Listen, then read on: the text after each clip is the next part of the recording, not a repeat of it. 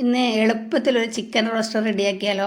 കഴുകി വൃത്തിയാക്കിയ ചിക്കനിലേക്ക് മുളക് പൊടി, മഞ്ഞൾപ്പൊടി, കുറച്ച് ഗരം മസാലപ്പൊടി, പിന്നെ ഇഞ്ചി, വെളുത്തുള്ളി, പച്ചമുളക്, ചുവന്നുള്ളി എല്ലാം കൂടെ ചതച്ചതും കൂടെ ചേർത്ത് കൊടുത്തു. ഒരു സവാള ചെറുതായി അരിഞ്ഞത് ചേർത്ത് കൊടുത്തു. കുരുമുളക് പൊടി ഇട്ടു. ഉപ്പും കൂടെ ചേർത്ത് കൊടുത്ത് നന്നായി ഒന്ന് മിക്സ് ചെയ്തെടുക്കുക. കറിവേപ്പില ഇട്ട് കൊടുത്തു. കുറച്ച് പച്ച വെളിച്ചെണ്ണയും കൂടി ചേർത്ത് നന്നായി മിക്സ് ചെയ്തെടുത്ത് അടുപ്പത്ത് വെച്ചിട്ട് നമ്മൾ ചെറു തീയിലൊന്ന് അടിച്ച് വെച്ച് വേവിക്കുന്നുണ്ട്.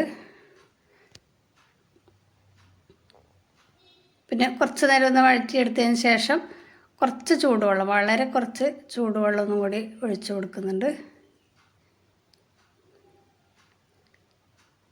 ചിക്കനൊന്ന് വേവിച്ചെടുക്കുക. വളരെ സിമ്പിളായിട്ട് എളുപ്പത്തിലുണ്ടാക്കാം. ചിക്കനൊക്കെ വെന്ത് വെള്ളമൊക്കെ വറ്റാൻ തുടങ്ങി. അതിലേക്ക് കുറച്ചുകൂടി വെളിച്ചെണ്ണ ഒഴിച്ച് കൊടുത്തു.